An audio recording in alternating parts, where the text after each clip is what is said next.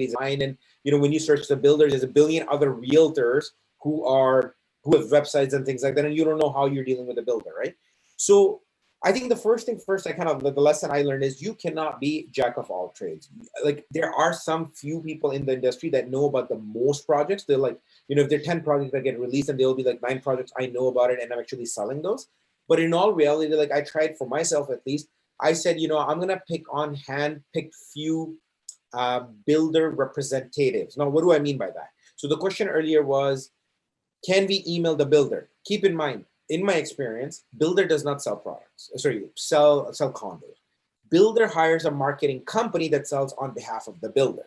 So it's very hard. Like some people would reach out to the builder, and there is a possibility they would connect you to their sales representative, the company. But many of the times, actually, what I learned is what is actually working well is I'm building connections with the sales representative that the builders hire, and sometimes there are companies like us, like there'll be few agents who will be actually doing that. Many times they're like marketing companies who only work with the builder projects, and they spend hundreds and thousands of dollars in marketing for the builder and connecting with us to be able to sell that project. So you sending the builder the email, maybe it may work or not work, but you selling those sales representatives or those companies, yeah, that would work. Now, who are those people? This is where it gets a little bit critical, because you have to actively search those sales representative or those companies and build relationship. Some of them you're gonna find out because you have worked with them previously, and they'll say, hey, we're launching these 2 new projects, and we would like to bring you in because you've done a tremendous job, right? Some of them you have to actively go and see, okay, what is that company, and try to build that relationship. So to be very honest, you have to just try everything. You have to try to call them. You have to try to meet them. They will search you up right now. Builders, marketing company are searching up people online because everybody's posting their stuff. When you're doing pre-construction and selling things, they're seeing what you're selling and things like that. So if your visibility is minimal on Instagram, Facebook, and things like that, try to get that up, because the builder will say, if you go to the builder. So I recently went to a builder, and the builder asked me, or the builder representative, the sales company, they asked me, well, how much do you spend on your marketing usually when you get a project? And that's a number they'll ask. They're not just going to give you a project, or they don't want to give you a project, right? They expect you to go spend some dollars. Now, I understand as a first sales agent and things like that, it's very hard to go and spend thousands of dollars, and you may not even know what the return is going to be, right? But I think very interesting thing is you have to start from somewhere. So I was fortunate in home life. We have some amazing agents, and I kind of learned is I'm not jack of all trades. Sometimes I'm not going to have access to all the projects, and I'm going to go to my colleagues. Now, one of the things you guys will ask, and I honestly, in my few early times in my career, I asked the same question. Why do I have to go to these agents? Why do I have to go to the platinum agent and ask them and things like that? Why don't I just do it on my own? Why don't I just go to the sales representatives of the builders and actually just work with them? And, I'll actually make a little bit more commission and things like that, right? And the reason for that is, I'll give you an example. Recently, there was a project launch called UC Towers in Oshawa. Now, they opened it to the VIP platinum agents and things like that. Now, there are a few things to learn over here. The people who submitted their worksheets, and worksheets are, you kind of put your client's details, for the people who don't know, client's detail, and submit it to them that my client is interested. And then the builder will work through all the worksheets and assign some allocation to you. The people who proactively submitted their worksheet earlier, so for example, the deadline was X date, they did it, on that date as soon as possible, they got their allocation. Very likely they got the allocation. The people who reached out even to the platinums and VIPs and things like that later that day or next day and things like that, hey, my clients are interested, very likely they weren't able to secure units. Now, what do I mean by secure units? Not every builder has a different strategy of selling it. Some builders, what they do is they have 600 units, they will release only 150. When they release that 150, they give it to the platinum and VIP agents. After that, for example, the UC Towers, what they did is, 1 week after that, they raised the price of all units, everything on their sales list by $20,000. Few other people were able to trickle in, and right there, then they stopped. We're going to open to everybody, but the price is $40,000 extra for all the units, right? Now, you will be able to sometimes, and this is one strategy, the builders, every builder is doing a different strategy, right? You might be able to secure your client, a little bit later on and make a little bit of commission, but it's a very hard conversation to have when your client is talking to X person and saying, hey, I paid for the same unit $40,000 less. Mine is just 1 floor up or 1 floor down, right? That's a very hard conversation. So sometimes you have to kind of think about it like in the best interest of your client. I'm not saying you have to work with the platinum agents, but there are sometimes the opportunities come as the projects gets more and more busy.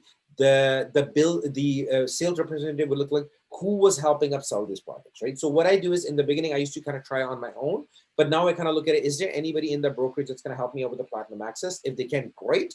And if they can't, worst case scenario, then I'll kind of try on that, things like that, right? That's the first part of my experience on working with the builder access and things like that. Before I move on to the project I'm going to talk about, any questions from anybody online? Fayaz, they can also actually check from that RealNet, right? I mean, in the RealNet also, in the MLS, there that will also, you will see that that's also great resources to find out some of the details, like I mean, to who the builders, what's the upcoming. Absolutely, absolutely. Yep. So, Yeah. so like, and this is all about, so RealNet does not have all the data, but Right. RealNet is a great source of what the projects are coming in future in some time. And all you got to do is maybe try to find the builder's website, not another realtor's website who's mimicking the builder looking like a builder. Go to the builder website and sign up. Now, the best thing that can happen over there is your email gets picked up by this marketing company and they put you on their mail distribution, right? And they start sending you off. That does not mean you'll get a platinum access, but that does mean if there's any new project coming up, you'll probably get an email and you'll hear the buzz. And that buzz is what our clients feed off. Very many times, and guys, like it's very hard to stay on top of all the projects, right? So many times what happens is somebody will call me and say, hey, Fez, did you hear about the project coming in so-and-so? And I'll be like, let me get back to you, right? And first place is home life. Hey, does anybody have access? Call them up and saying, hey, give me 30 seconds executive summary on this project. What is this project about, right? And that you can actually pick up the information, go online and search. And then if they have a platinum access, you can actually facilitate and help your clients, right? So RealNet is a great source to start. Signing up online is a great source to start. Just spending your extra time on Instagram and Instagram and things like that. These are very interesting because if you're searching real estate, the pop-ups you're going to get is all like real estate and things like that, right? So your world is all going to become about real estate, right? So you will see what people are promoting to be able to jump on it early. Right. Yeah. I mean, and the key here is, and the reason I was actually trying to tell that, you need to know your resources, like that's the key here, finding out where can I actually find out the information. To Fayaz's point, everybody, you cannot remember everything and you cannot actually know everything, but at the same time, where do you find the information is the key, right? I mean, how do we get that resources? So the resources you should know, the MLS access is there. RealNet, actually, to his point, maybe you may not have full detail, but again, what's the upcoming projects and all that, and then you try and find out who the builder and how do we actually reach there. So that's why it is important to know those resources and all that. Definitely, I agree on both ends. All the information is already out there. If someone else is doing it, there's no other reason why you shouldn't be doing it as well. You can do it. You might not be able to do it right away, but you will be able to do it in the years to come, in the months to come, once proper preparation and work has been put into that. At the same time, remember, at Home Life Future, we have over 643 agents right now. Everyone has access to multiple projects that we probably haven't even heard of. So that's why I was really happy when Faiz is the one that gave me a call a few days ago. Actually, I found out through his social media marketing that he had platinum access to the developer that he's going to be discussing about it.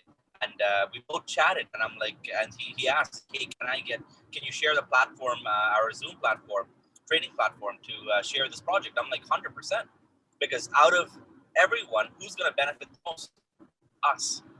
Once we know that there is someone that we know at our brokerage that has platinum access, that has allocations, that has a better connection than I do personally, then who's the best person to deal with? Our other agent, right? So at the same time, I would like to say to everyone else that's on this group right now, if you have any access to any developments, if you have any access to any projects exclusive for yourself, you want to promote yourself, this is the stage to promote yourself and to promote that business. At the end of the day, we're all helping each other. And at the end of the day, we need us, especially when it comes to the pre-construction game. Right. So, Faiz, back to you. And please let us know what you can do. Yeah. So if you guys, if it's possible, let's see. Yeah, if it's possible, if you guys can make me the host so I can actually share a few slides. The project, sorry, and before I get into that, Kanan actually shared a very important note, and this took me a while to learn. And many of my failures were actually related to this. Guys, real estate is all about making connections, and one of the biggest connection, guys, one of the biggest assets you guys have is the number of agents within our brokerage. When I go to get a listing and things like that, and they say, how likely you can sell it, and everybody can talk about like, I'll do this, right? When you talk about, hey, listen, I am part of a network of over 600 agents and I directly work with them. Me selling the house means first I'm sending email to all those active agents and things like that to be able to sell your house. Takes a very positive impression. Now on the pre-construction, what Kanan's kind of said is, guys, we will never, well, at least for me, I know it's going to be very hard for me to be the king where I have access to all the projects and I am like that. And even if I do, I will not have the knowledge because it's just one person. Home Life is a great resource. We have some kings sitting with our our WhatsApp group, our forums and things like that. I'll name one of them, Siva and Joy and some of the others, right? They usually have access to a lot of the amazing projects and things like that. So if you need help, you reach out to that group and saying, does anybody have that access to the project? Or run it by Kanan or run it by Silva. And if you have any concerns, you kind of feel like, there is a concern, let's, Silva or Kanan know. But I think that's a great way to start because at least your client will be ahead of the line. The worst thing to be at, and I was many times in that situation, is when you pump up your client is ready to go and they want to put money and everything's ready and he's spoken to his sister, mother, grandma, uncle, priest, and everybody and say, we are buying in that building that's coming up, and you put the worksheet forward and then you come back up and you say you didn't get the unit or allocation. And it can happen naturally in our business, it can happen. And we should be working on tactics, how to tackle that situation. But when that happens, the first thing your client will look at is like, why wasn't he able to get the job? The other realtor was able to get that job. And many times what will happen is you may end up losing that business because they will go to that Instagram and they think everybody can sell that thing, and they're actually putting their information there. And there's more people on Instagram that do not have the access and they're saying, hey, we have the platinum access and things like that and whatnot, than they actually do. So they'll just stand in line and put your application forward and try their best, right? Now, which leads to the next thing, what is platinum access? How do you know? So I'll give you an example. You can share, by the way, for Fayaz, you can share. You should be able to share. Perfect. So one example would be, and guys, please do not mind my background because working from home and my office is not that clean. Here's a letter from Hirsch Builder, one of the developers. And the letter strictly calls out that I'm a platinum agent with exclusive access to the units and things like that, right? Before anything, they will send you like a big box. So you kind of see behind me, there's like a big box. They'll kind of send this out to you with a whole bunch of things and goodies in there. And on Tuesday, I'm going to their exclusive project downtown. There's probably like a helicopter ride to look at the Me Too, for me location. They'll send like a digital copy of what the event is going to be about and things like that, and what's happening, and they'll talk about that, right? This kind of shows you, like when you talk to somebody who says they have platinum access, or I'm going to pause this, just try to confirm a little bit. And eventually, I think being in the market for a little bit, you'll understand who does have access and who does not. But you need to make sure you need to be working with the people trustable, and no better place to start within the group, within Home Life, because there's a little bit of trust otherwise and all kind of is involved. Like I said, if there's a concern, we should be sharing at that point, right? But this kind of shows that the person has exclusive access and they're directly working. So our worksheets are submitted for the project I'm going to talk about. For me, the worksheets are submitted on the 22nd. 21st, I'm actually going to be sitting and enjoying the day with the builders and the sales representative of the builders and things like that, right? So it's a very easy situation to be kind of saying, hey, listen, I got 4 clients lined up. You better make sure we actually end up getting them units off their preference and things like that, right? Now, I'm just going to share, just give me 1 second. I'm just going to, on my screen, I kind of see, so I just picked it up on the website. Fayaz, I don't think you're sharing now. Give me 1 second. Okay, can you guys see my screen? Yes. Okay, perfect. So I'm just gonna close this. Okay, so For Me Condo is actually a project that's coming in at Markham and Ellesmere location. Markham and Ellesmere location, if you guys kind of look at it from Google Maps perspective and things like that, the location is 7 minutes from McCavan GO train station, 7 minutes from Scarborough Town Center, 7 minutes from University of Toronto campus, and then Centennial College, right? So it's probably one of the prime location where your clients are going to be looking at if they want to rent it out, students, things like that, bus. Keep in mind, this project is within City of Toronto, so what that means for your clients is that there's a lower property tax year-over-year to manage this property comparatively to many of the other areas, right? I have the sales brochure. Please feel free to reach out to me. I'll send you the digital sales brochure for you can send it to your clients. There is on a lot of the sales brochure and things like that, my name is not on that, so you don't have to worry about it. You pitch it to them that you have access to the platinum, platinum or whatever you have somebody within your brokerage in a way that they kind of trust you and they leave the business with you, right? I have the price list as well for this project here.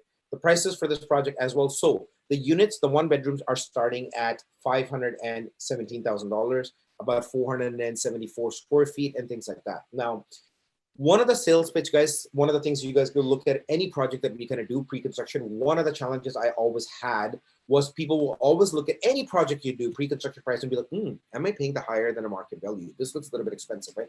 Keep in mind, anytime we are doing pre-construction, we are looking at a project that's going to close, like for example, this one is 2025. So the builder always, the price is always a little bit more than the market price many of the time because it's like 5 years out or 4 years out, brand new building and things like that with a lot of amenities and stuff like that coming. So you have to kind of like show them the history of sales that are going in Toronto, how the price is coming up. If you look at this price and you look at any new project that's been launched, so for example, the Universal, condos that are launched in Pickering, many of the, L condos were launched recently, many of the other, you will see the price are starting to fluctuate at the same level for the new construction, right?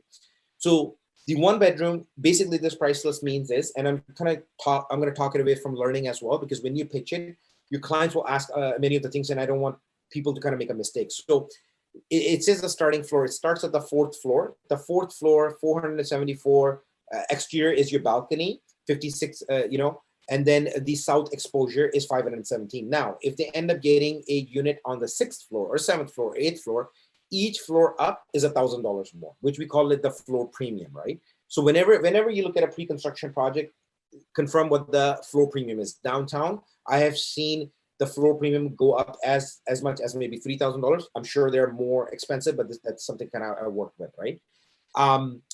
If your client says, I like one of the units, refer them back to the floor plans, and I'll be more than happy to send the floor plans out to you. Reach out to me. I've sent it in the WhatsApp group for Home Life, but I'll be more than happy to send it again. And if they look at it, hey, listen, the 562 sounds really good to me. Does it have 2 washrooms?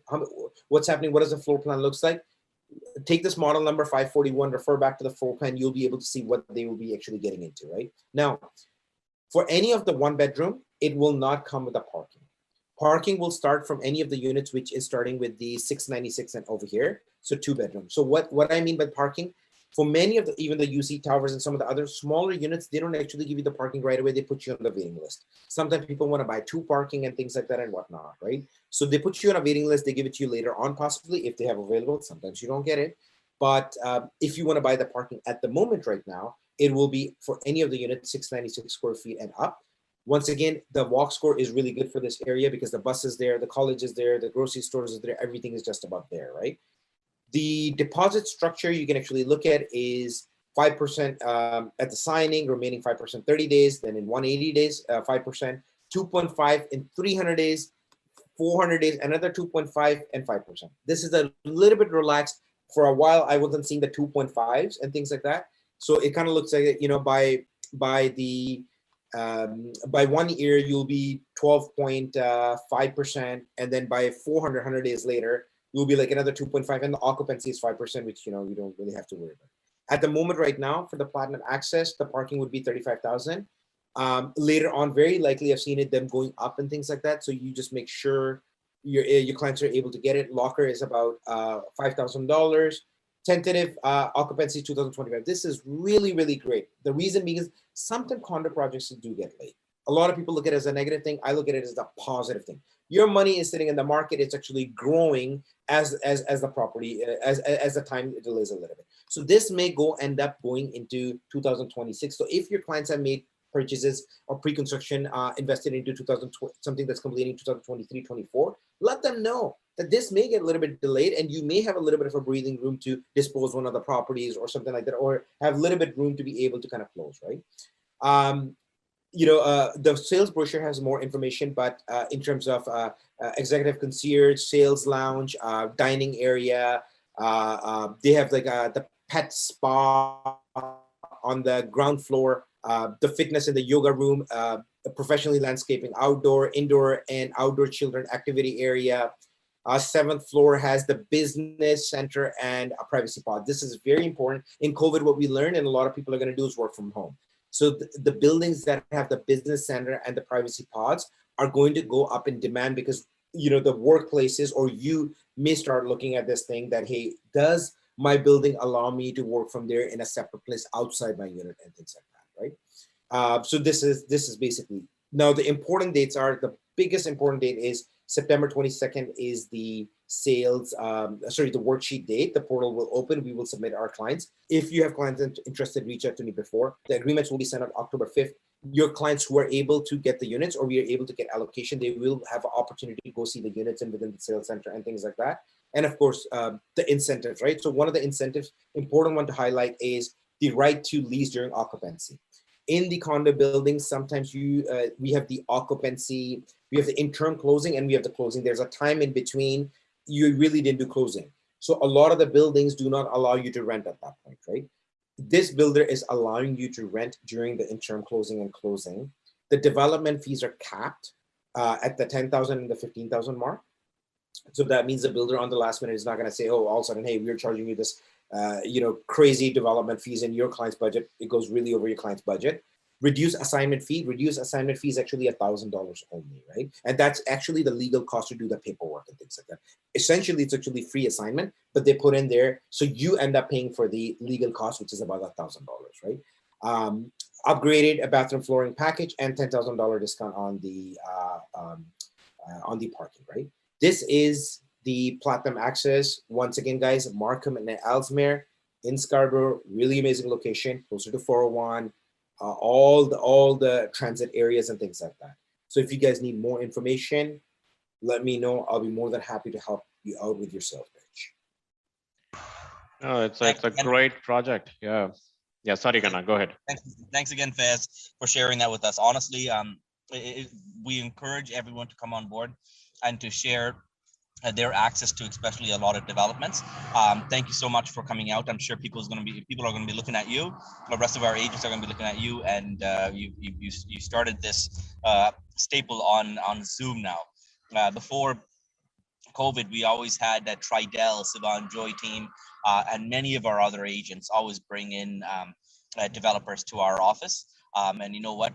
We can change the platform. We can have everything done over Zoom, or even some indoors to promote these projects. I think 3 weeks ago, Amal and Abi and also Ranjan, they were promoting a development at our office as well. So we encourage everyone to promote any specific projects that you guys are working on.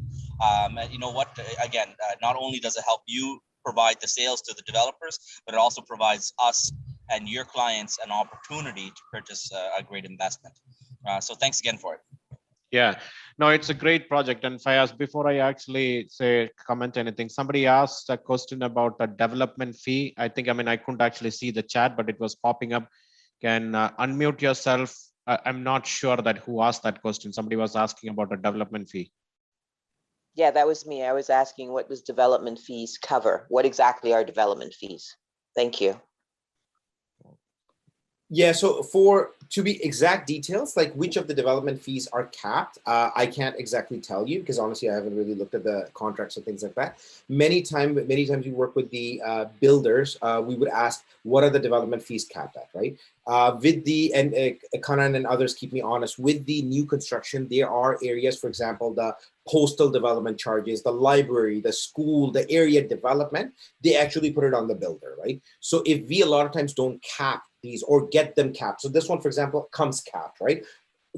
So what happens is when we sell our unit, when any of the units you guys will kind of sell, it will go into the 10-day cooling off period, right? In which you have the time to show it to your lawyer, get that checked and things like that, which is where the lawyer will double vet to kind of make sure what are the development fees and what exactly are they capped at, right? But what the builder has told that is they are capped at smaller units, 10,000, the bigger units at $15,000. What exactly, which ones are they for? I really don't know. But this is what they have kind of told us. It's capped, and you will have the opportunity with any construction, not only this one. You will always have the opportunity within the 10-day cooling off period to review it with a lawyer to go through it and get that validated. It is extremely, since Arlene asked a very good question here, for everyone that's also on board, especially when dealing with developers, as Faiz stated, you do have a certain period of cooling off period. It could be 3 days, it could be 5 days, it could be 10 days. The discretion is up to the developer based on how they promote that project. Legally speaking, yes, you should be given 10 days cooling off periods, but in certain scenarios with certain developers, it could be shortened with the amount of ample of information that they provide you beforehand at the time of signing. So in this case, just like how Faiz said, it is extremely important you have it reviewed by your lawyers. Your lawyers will then email the developer and ask them, what is the fees capped at? What is included in the fees, development fees that it's capped at? So then you would know, based on your agreement, that you have to still pay the Terry on $750, that you may need to pay for any schools or any other developments happening there, school levies and etc.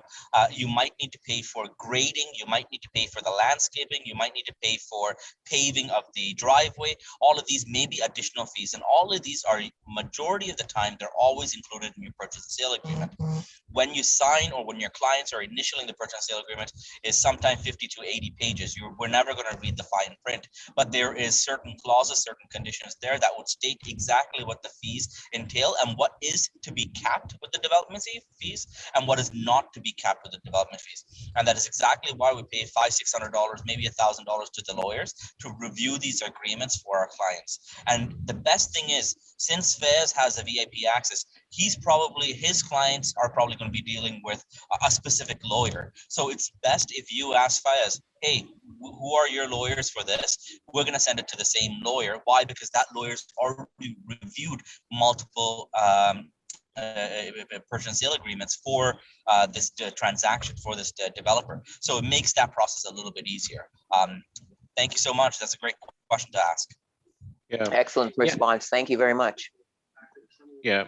Yeah, and few things, as Fayaz just mentioned, the best thing with the pre-construction is you are actually, they say that real estate is the long-term goal, right? I mean, it's like you're driving in a racetrack, right? I mean, if you're a racetrack driver, what do? They don't actually look at they look as far as they can. They don't really look at the, in the first car or the second car on before you. They look at how long you can actually see that. That's the way the real estate investment is also. It's a long-term game.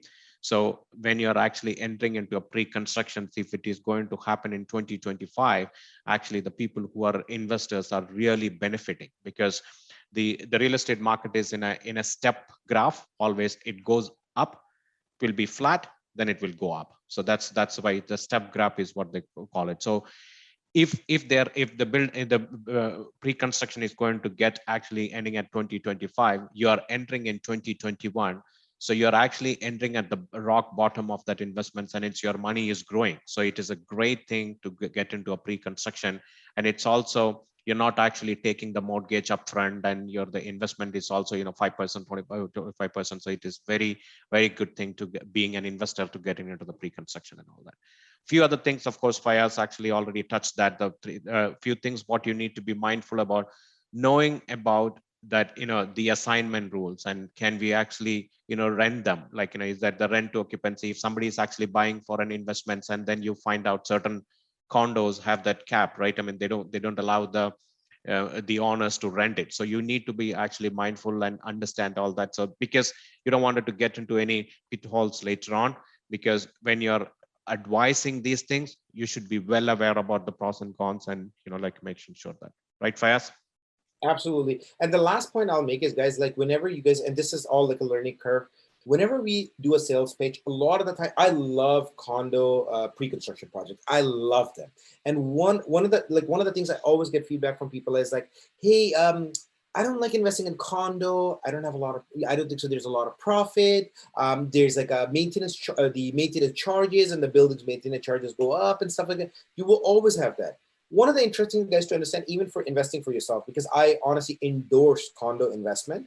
The reason for that is condo investment takes actually longer time to build than a house. So every real estate market all around the world kind of goes through a roller coaster, right? It goes a little bit up, a little bit down, a little bit up. Gradually, it keeps going up. But every year, it does a little bit of a roller coaster based on politics, season, coronas, and things like that, right? What happens is that when you're investing in the project that's coming so far out, like 4 or 5 years out, what happens with the inflation and things like that and all that, like your gain, you have a lot of cushion room if it's a short-term investment. If a project is getting ready in like 6 months or 8 months, I'm not saying it'll be a bad project, but if the market dips a little bit because of politics or elections, or there's another wave of corona or something like that, right? Now you're stuck with that, with that situation, right? Oh my God, I got to close this, but the market is not performing really well, right? Whereas when a project is like 4 or 5 years away, it has gone through up and down and things like that. And it's usually at a higher point, usually from where the time you have invested, right? Based on that, I kind of really love the condo pre-construction because they're long-term. Yeah. Yeah, no, that's right. I mean, it's a long term. So somebody actually asked that, what are the real estate trends going to change after the election? My client is asking this kind of questions. How can I answer for them? Gopa, do you want me to take this one? Yeah, I can. I mean, the election is, again, you have to actually see, first of all, those kind of things, nobody can actually be a real estate agent, right? I mean, we can actually talk about the trends. We are not the fortune tellers, or we are not the politicians here. So you have to, of course, you need to actually, but at the same time, you do need to stay connected with all the what the elections, but whether it is Conservative Party or Liberal and all that, you need to understand what is their election manifesto is talking about. Trudeau is talking about, putting a cap on reselling and doing that. But do we know, is that really going to happen? We don't know, right? I mean, we have to, those kind of answers, you need to be very generic. Like, I mean, you don't want it to show your political support as well, because, that's the best answer. You need to see that, and understand what's the each political parties are actually their manifesto is talking about. Do we know, is it really going to happen? We don't know. And just to add, like what kind of Gopa said is, guys, the government tried to slow down the real estate market back in the day, stress tests and a couple of bringing other things, what's happening is that, guys, the demand of Toronto and GTA is actually significantly gone up. We're taking immigrants. We're taking about 1 million immigrants in Canada next 5 years or something like that. The Afghan crisis that happened, we have taken in refugees. There are people coming in, there are international students coming in, and just the demand of this is actually getting really higher. If you look at it recently, if anybody tried to do a rental in downtown, there was like bidding war recently going on rentals, right? What that means is that buildings are full and there are too many people applying for it. So as much as the government will come in and they will try to ease in, keep in mind, the government is talking about, one, slowing down the market and also making it easy for people to obtain houses. Now, if they're bringing any policies to make it easy, for example, reducing the stress test or, something around that thing, whatever they do to make it easy, keep in mind, all those people that are not eligible to buy a house today will all of a sudden become eligible to buy smaller houses, which is condos, right? So the demand is actually going to be there. So I'm very interested to see actually how the government is going to do. A lot of the things they're talking about, vacant house tax, and, we looked at the international home buyer tax. A lot of them have not slowed down, and there was no significant studies done on that one, that what is the percent of people fitting that criteria, right? I think, Gopa, there's another question. Yes. When does a builder determine the maintenance fee? So the builder determines the maintenance fee. Builder right now, every builder will give like an estimation. In this situation, for example, specifically talking about the For Me project, every builder on the bottom of the sales sheet, you'll kind of see it. It will say about 57 cents per square feet, right? And then hydro and water metered separately. So that means there's heat, water, hydro. So heat is probably covered. Hydro and water is metered separately. Then you have to kind of pay for that. The rest is 57 cents per square feet. So builder will give you estimated in the starting of the project Once the project is started, when the building is made, then they kind of review it every year by year based on the status certificate and work to assess the maintenance. Okay, good. The other question is somebody's asking about, could you please touch upon the commissions? How does it work, the process, and when and how? Absolutely. So builders all will have a builder does not pay commission, kind of like when we get in our resale, like, you know, all of a sudden you get your 2.5 or whatever the commission, you know, we purchase for our clients immediately, like I think a few days after the closing. Builder has increments set within next few years. What I'm kind of seeing now the builders do is that they will pay in the beginning a little bit portion they will pay at the time of building starts getting built above ground, which may be like 2 or 3 years from now. And a part of it they'll pay it at the time of closing, right? So they kind of split this up. Every project is different. Any person who reaches out to me and I'm able to secure them a unit through Platinum Agent will have a 3% commission on this project. Okay, great. And someone raised the hand, I think, Delano. Yes, sure. Just a quick question on the election and federal policy of what might happen afterwards. The best thing that could ever happen to the real estate market is when the government tries to interfere. I mean, that's proven time and time again. Every time they try to interfere, the market reacts and it goes in the completely the opposite direction. So be glad when whoever comes in.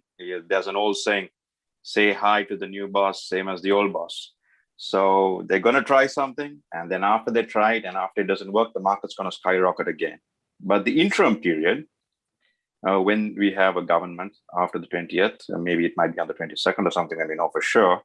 But when we do have a government and they try to implement a first-time home buyers a benefit or try to ease the market, it's going to help us. Yeah. Because it's going to encourage more buyers to come into the field. It's going to encourage more people to be more positive about real estate. You'll get more people who want to look at properties at that time. So you're going to get two periods. You're going to get the period where there's a policy in place and everybody's encouraged to go out and look. And then you're going to look at the period where the policy fails miserably and the market picks up to recover. And then you're going to be in that position as well. So I wouldn't worry too much about it. You just handle every day as the best day to make the most amount of money, and you'll be well on your way. Yeah, actually, that's a very good point. It's also, sorry, Faiz. I was saying that's a good point. And a lot of people actually will be sitting on the fence thinking that, okay, what's going to happen in this, election results. And when it happens, it's actually not going to have any impact. Then all those people will be getting back and then there will be a boom. So that's also another way of looking into it, right? So. Correct. Thank you, John, for expressing that. Now, what I would like to say here on this topic is as if what Salva would say based on this conversation. I would say Salva's response is, you're a realtor. We are all realtors. We're not politicians. We don't run the economy. We don't run the world. Also, our clients, they're not politicians. So our job is to sell the homes and to promote projects such as this, investments and etc. So if your client is questioning on who's going to be coming into power and how that affects the economy and all that, which is 100% correct. But at the end of the day, our response should be, it doesn't matter who's coming into power. Real estate is doing well. It's going to continue to do well. We have a lot of people moving to Canada because Canada is such a wonderful country. And with that, real estate is always going to be in demand. So regardless of who comes into power, keep on purchasing. Purchase it earlier than later because the prices are always going to go up. Simple, short, sweet answer rather than falling into the tunnel of speaking about red and blue and which one is better and etc. But regardless of what's going to happen, as Delano stated, it's hard for us to predict exactly what's going to happen. Again, politicians do make a lot of assumptions and make a lot of promises, which may or may not actually take place. So making a decision based on that is going to be very difficult. Easily just stating that real estate is doing well and this is the best time to invest is the right answer for anyone that asks a question on real estate and politics. Absolutely, Karan. And I think for myself, and this is just a personal note to myself, and when I look at myself and my investment portfolio and my colleagues and my clients, one of the things I kind of say is like, we have to start accepting the city and the demand for the city is actually getting much bigger. This is a phase that if you look at any growing city, we can look at it back home. We can look at it, like a good example would be New York City. Now I'm saying we're not like states. We don't have the population. We're not in New York City. But when the New York City population was growing, it went through the same path.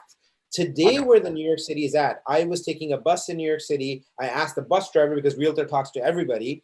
I'm speaking to the bus driver and I'm saying, hey, do you live in New York? And then he's like, no, I live in Brooklyn. Oh, do you own your house? No. Like he responded like asked for his kidney or something like that. He's like, no, you can't even think of it, right? We have to acknowledge that at some point when the city starts to get bigger and bigger and bigger, this is what every city goes through, that it becomes unaffordable, right? The early bird gets the worm. Delano taught me that, reminded me of that few days ago. And that's so true in real estate as well. The people who are investing early are actually super happy. The people who are still taking the risk and getting into the market right now, or taking the opportunities and getting the market, they're still doing better. There is going to be a point, for example, a first-time home buyer now thinking about a detached double-car garage. You have to set the right expectation with them, because nothing is coming in the price range what we kind of used to see. The demand for the city has gone quite up. Yeah, no, that's a very good point. Again, setting up the right expectations, and that you can only do it if you know what you're talking about, right? I mean, staying on top of things, and then the right recommendations. That's where you're actually going to win that customer. So someone else also asked about, what does everyone think about open bidding? So let me just quickly answer that question here. We're going to be having Toronto Real Estate Board, the new president, Jason Kenney. He's going to be coming on board in the next couple of months with us, with our Homeland Future Group, to give us an update on what's happening with Trev and him as being the new president right after Lisa's time ended. So when Jason comes on board, we're going to be talking about a lot of that, especially with what the rules are, how things may, the things that will change within the real estate industry, especially within the Toronto Regional Real Estate Board. So we'll leave that conversation for another day, because right now, if that conversation comes up, it's going to be opinions rather than stated facts. So I think that's a very good conversation. We'll do that when Salva's on the group, and also a few others are, so we can have a really informational session on that topic, because it is an interesting one. Okay. All right. So it's actually, I mean, again, guys, we will continue this kind of meeting again, and we have, we wanted to actually talk about the motivation and all that. Definitely, we covered, Fayaz covered a lot of things. The key is have a plan. We'll continue this maybe in the next week. We'll pick up this topic from here. But just wanted to know, we also wanted to do the temperature checks. What you guys are doing it? What's the plan? Like, or are you actually just thinking that, okay, it's almost end of the year now. Now there is not much of things. So you need to know there are some other avenues. You don't want to actually stop that passion, as Fayaz just openly mentions. You need to actually live and breathe in the real estates, and that's where if you are fully confident, that's where you are able to actually give that advice, and that's the consulting to your clients as well. So it's 10:40 now, so we will wrap up this, unless if you have any other comments or questions and all that, please let us know. Okay, somebody asked that before I actually if I ask this, what are some knowledge-based resources we can use to educate and keep us updated other than news and Trev? Knowledge-based resources, of course, your MLSs definitely is one of them. And then what are the other things, Fayaz, you can talk about? Guys, I'll be honest with you. For myself, I never like to reinvent the wheel. One is knowledge and resources. And so what I have done is I have joined some amazing real estate groups on Facebook and things like that. Right now, what happens is, the interesting thing happens is when people have problems and things like that, people will discuss on these groups and things like that. That expands my knowledge. Coming to forums like these ones, and having people like Silva as your best friends on your speed dial, that's amazing as well. And the lastly is, guys, if you are active on social media, Instagrams and things like that and whatnot, see what other big realtors they're posting and where they're getting the information, right? If you track the source of that information, because a lot of the information and knowledge is coming from these articles, these scholarly articles, or these news channels and things like that, you can actually trace back and saying, what are these realtors waking up every day and what are they reading, right? And you can easily track the reason, and it depends what your passion is about and what you consider actually knowledge, right? Like for me, pre-construction is everything at the moment right now, right? So when I was learning, and I'm always learning, I'm always a student, I go back and see what they're posting and where they're getting their articles from, where they're getting information from, to make it a habit as well. Every morning when I wake up, I go to the same places to get the same source of information, which they are spitting it out, right? So that's how I kind of track and the information is, guys, all over the place. Nobody can actually tell you one place, because overall the information, what suits your clientele or you would be a little bit different than somebody else, right? Right. And it's also actually, these days it's very easy, but the internet is your right resources. You can actually find out a lot of tons of informations in different channels and all that. So, apart from your MLS and Trub and all those things, and there are a lot of podcasts and all that, every topics you can actually hear about that and, get the resources and all that. So, yeah, Kannab, do you want to actually wrap up? We are, 10:40 now. We will pick up this topic where we left today. Definitely. So the pre-construction topic, thank you for Faiz for being here. It hijacked most of our session today based on the motivational aspect of the will to win, which is amazing. We're going to maintain that topic for next session. Again, thank you everyone for being here. Sorry that with the road noise behind me and the fact that I'm on the road, we had to do this, but at the same time, we're able to get this done. That's the main part. Other than that, again, thank you, Faiz. Thank you, Delano and Arlene, for sharing your thoughts and engaging in a conversation. It definitely helps out. And from now on, we'll meet next Saturday. Yes, and again, we'll pick up again this next Saturday to talk from there. Wonderful. Thank you a lot. All everyone. right. Thank you all. Happy selling. All right. Thanks. Take it. Bye.